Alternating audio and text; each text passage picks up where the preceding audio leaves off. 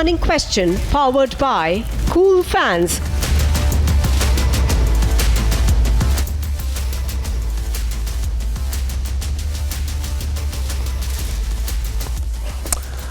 Ladies and gentlemen, this perhaps is one of the biggest banking nightmares that we are staring at. Right after two US-based banks collapsed in a matter of just 2 to 3 days, the US government and the regulators have basically jumped in the firefight and says the actions have been taken to ensure that depositors' savings remain safe.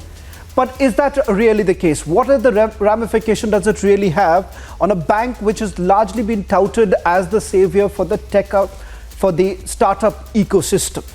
Take a look at how both the banks and their functioning suggests a larger problem, one that many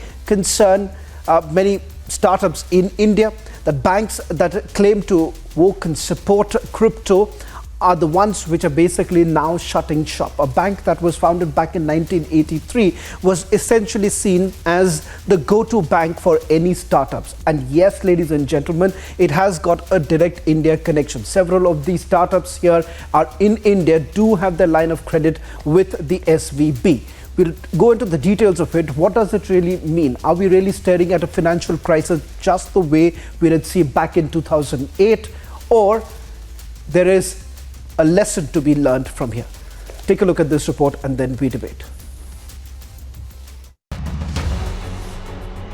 2 days after the Federal Deposit Insurance Corporation seized the assets of Silicon Valley Bank, marking the largest bank failure since Washington Mutual during the height of the 2008 financial crisis, the New York-based crypto-friendly Signature Bank closed its doors abruptly on Sunday after regulators said that keeping the bank open could threaten the stability of the entire financial system. The Federal Deposit Insurance Corporation took control of Signature Bank, which had $110.36 billion in assets and $88.59 billion in deposits at the end of last year. This was the third largest failure in the US banking history. US authorities unveiled sweeping measures to rescue depositors' money in full from failed Silicon Valley Bank and to promise other institutions help in meeting customers' needs. During the Obama-Biden administration, we put in place tough requirements on banks like Silicon Valley Bank and Signature Bank, including the Dodd-Frank law to make sure that the crisis we saw in 2008 would not happen again. Meanwhile, the Asian market shares mostly fell on Monday, shaken by a Wall Street tumble. I think the important thing is the US government took decisive action in saving the Silicon Valley Bank and one other bank before the Asian market opens this morning, because the US government unconditionally guarantees all the deposit, not only those under FDIC insurance, and that restore the confidence in the financial markets. And then, of course, the Hong Kong market rebounded. Hang Seng Index rose more than 400 points at one time. This is mainly due to the U.S. government's decisive action in trying to forestall a possible financial crisis. UK Prime Minister Rishi Sunak, who is in San Diego, said he is working with the Bank of England and regulators to ensure continued support for the tech sector. Well, I understand the concern that people have got around what's going on with Silicon Valley Bank. That's why I've been working with the Chancellor all weekend and indeed on the plane flight over, talking to the Bank of England and our regulators about finding the best solution. The government will have more to say on this very soon, but what I want to reassure people is that we will continue to support our world-beating tech sector and all the high-class jobs that it provides, but also that our financial system is resilient. In fact, British bank HSBC has bought the UK arm of Silicon Valley Bank, ensuring the security of £6.7 billion of deposits. Well, we always have to watch everything that's happening everywhere in the world when it comes to financial stability. But what I would say is the Bank of England is very clear. The UK banking system is extremely secure, it's well capitalised, and I think we demonstrated that resilience by what was happening over the weekend and the fact that we were able to come up with a solution so quickly. Meanwhile, the FDIC has announced that it would make extra funding available to banks to help them meet the needs of depositors, which would include withdrawals. Bureau Report, Republic TV. Well, let's try and understand what led to this kind of a situation. And are we really looking at the Washington Mutual situation back in 2008? Who exactly is really responsible, especially for a bank which was largely touted as a bank for the venture capitalists, the bank for the edtechs and the fintechs? And what ramification does it really have for Indian startups who've essentially been nudged to have one leg in the United States of America? Let me just quickly bring in our guests right now. Yogendra Kapoor joining us from the National Capital. Ashish Wakankar is the founder and the CIO of Equipoise Capital, joining us from Mumbai. Manish Kumar, who's the co-founder, GregX and RealX, joining us from Pune. Rachit Chawla, founder and CEO of Finway FSC. Let me quickly take this question with Ashish Wakankar. Ashish Wakankar, if we to really understand the meltdown that we're really staring at with the SVB, is it because of the changing circumstances where we are extremely friendly with this entire cryptocurrency, and the fact of the matter is that no one till date has really understood which way is it really headed when it comes to crypto exchanges? Thank you. So, highly successful and respected investor, Mr. Charlie Munger, has said a lot about crypto, and in the most choicest words. And that actually leaves hardly any reason for me to disagree. Having said that, I think it is important to understand what has happened at SVB. SVB is a classic case of poor management, high risk taking, little concern for deposit insurance, and first, I think before I go into that also, I just want to highlight one aspect.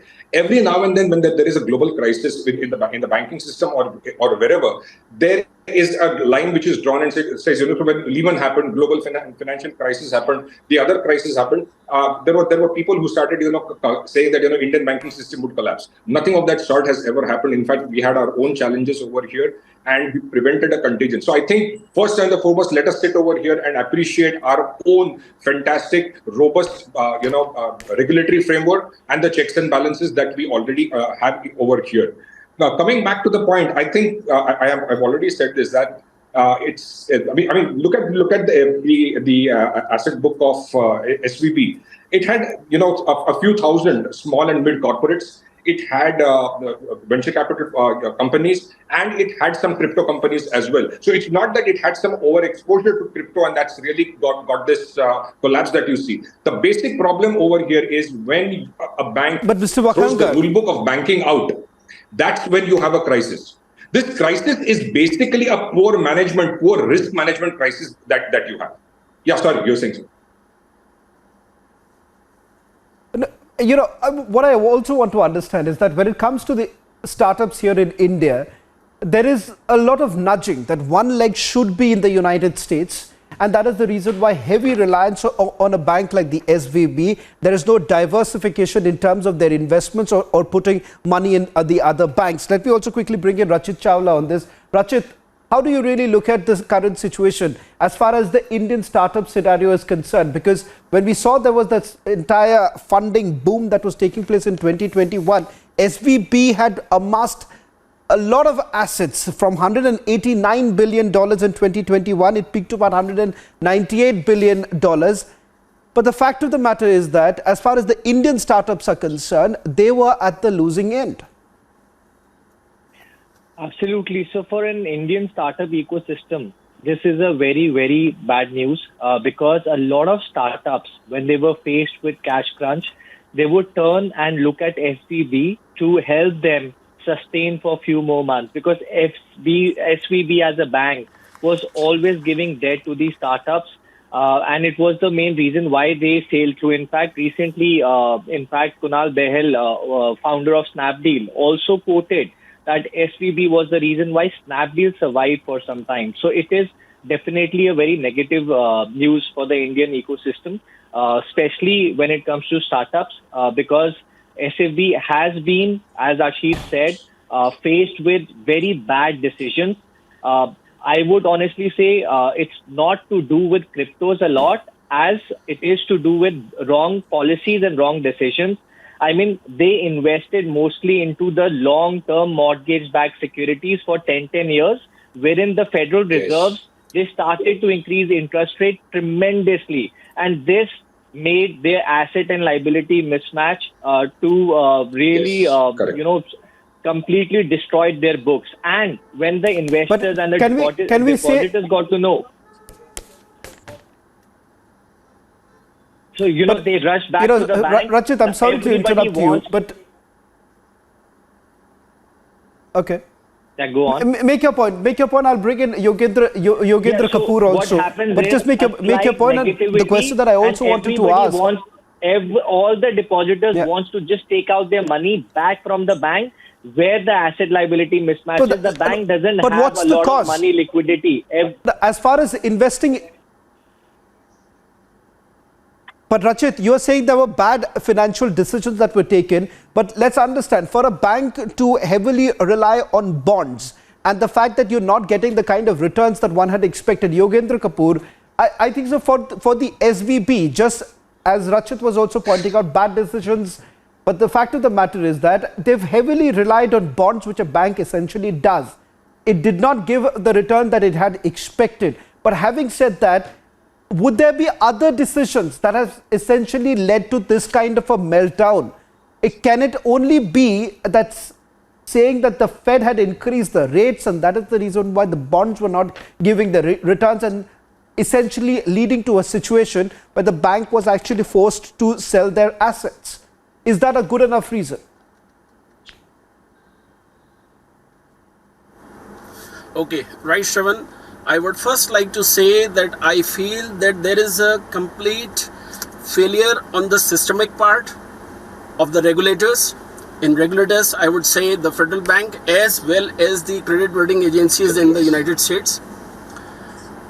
In terms of the strategic and operational failure, I would hold the bank also equally responsible, because you see, at the end of the day, if you are seeing that there is an accident that is bound to happen, I mean, you can imagine that Uday Kotak in India says that he had already stated that there is an accident which is bound to happen and he was able to foresee. Then it is also a matter that where were the management really taking proactive decisions? I mean, one can see that the federal rates were increasing. They were very much aware that their major investment had been in treasury bonds. I mean, you require strategic as well as operational decisions to be taken on a real-time basis in order to ensure that you don't land up into a situation which they did. So I also feel that apart from this, you look at the regulators part.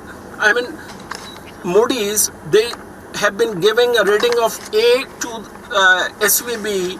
Now, point is that where is the question of regular risk assessment as well as the due diligence being followed by the credit rating agencies as well? So I see that this is a complete failure on the part of all these people who are formed stakeholders in managing and running the financial system. Can I also bring in right now, Manish? Manish, you essentially believe that the crypto aren't really to be blamed. I would say at least that's one of the reasons. One of the reasons where you're realizing that can you really go on investing in especially startups that have linked to two crypto exchanges, and the fact of the matter there is no clarity where the money finally goes back or where it is going, how is it going. It does actually bring back that entire focus as far as crypto exchanges are concerned. And can that really, can you really take that away as far as the SVB is concerned? So I'll take a step back and recount, what really has happened here. We had a tough situation during COVID. US government printed a lot of notes. That raised, the value of dollar had to be stabilized and all that, and therefore Fed started, taking actions to control inflation because there was too much money supply. Now that was happening. During this time, what also happened was crypto companies made a lot of money. Now crypto companies making money had no other impact except they were parking the same money with Silicon Valley Bank as well. So in this case, it's a reverse situation. If you are linking it anywhere with crypto, that crypto guys were the depositors who were depositing their fiat money into the SBP bank, which was a startup-friendly bank in general. So it was an innovation-friendly, startup-friendly bank. As my fellow panelists have said earlier, this is a classic case of asset-liability mismatch. They probably should have intervened earlier, even if they had some good conscience that they bought the 10-year mortgage-backed securities. I think they should have smelt the coffee. They should have known better and probably had intervened earlier and reduced some of those exposure with some other maturity assets. The only link to crypto here is crypto companies helped this bank to get a lot of deposits, because the crypto companies were in vogue that time and they were getting a lot of deposits themselves. That deposit, as a banker, they were keeping, and they had to then figure out, where to park the money and all that. The bank did not really invest in the crypto firms. They were only servicing crypto firms as a banker. That's it.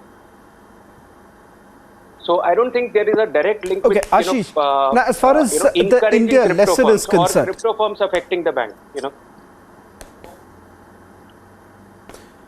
Ashish, would it be appropriate to say that somewhere down the line, the venture capitalists were basically nudging that you need to have one foot in the United States of America and not enough diversification when it comes to putting the startup money in multiple banks? And that is one of the reasons why today, when you see the entire crisis of trying to withdraw the money, and it's not really frozen, but the fact of the matter is that you can't really withdraw the money if it is uninsured. The fact of the matter is that, does this come out as a lesson for the startups in this country that you ought to be diversifying and not only perhaps keeping your one leg in the United States of America, hoping that everything is going to be jolly good for you? Yeah, in fact, a lot of lessons over here. Why just about the banking industry? I think as in how India matures and moves towards becoming a developed market, you will see that more and more people start gravitating towards, being venture capital investors and private equity investors. Today, what the situation is that in a country where equity as a financial saving component itself is 1/3 the size of the banking deposits, whereas in the US, the banking deposits are 66% of the mutual fund industry. So see the skewness that is there. People are slowly gravitating and moving from physical savings to financial savings. So we still have a long journey. I think the bigger problem that you have over here in the case of SVB is very clearly, and as I said, that it's basically bad risk management and overzealous management, which borrowed short, lent long, and in a rising rate scenario had to take an M2M loss on their bond portfolio.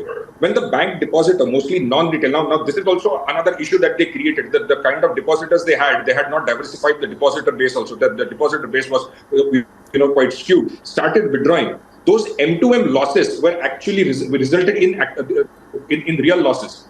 The cascading effect eventually brought the bank down. And what you have today is a situation of this. And Mr. Kotak has rightly said that, when interest rates move up 500 basis points from zero in a year, an accident was waiting to happen somewhere. This is one classic case of that. Now, there is one more issue, and the whole action should be towards ensuring that it doesn't become a contagion. While interest rates were moving up in US, the banks, to ensure their net interest margins and to increase their profitability, did not hike up the deposit rates, making a killing. Now, people are moving their money out from bank deposits into mutual funds. Now, as and how that starts, accelerating, you will have a situation wherein there could be run on other banks. So that is one aspect that needs to be handled. And whether this actually SVB can become a contagion in the US, I think just one number I want to leave behind. SVB's asset base is close to about $250 billion, and it's not a large bank. It's kind of a mid bank.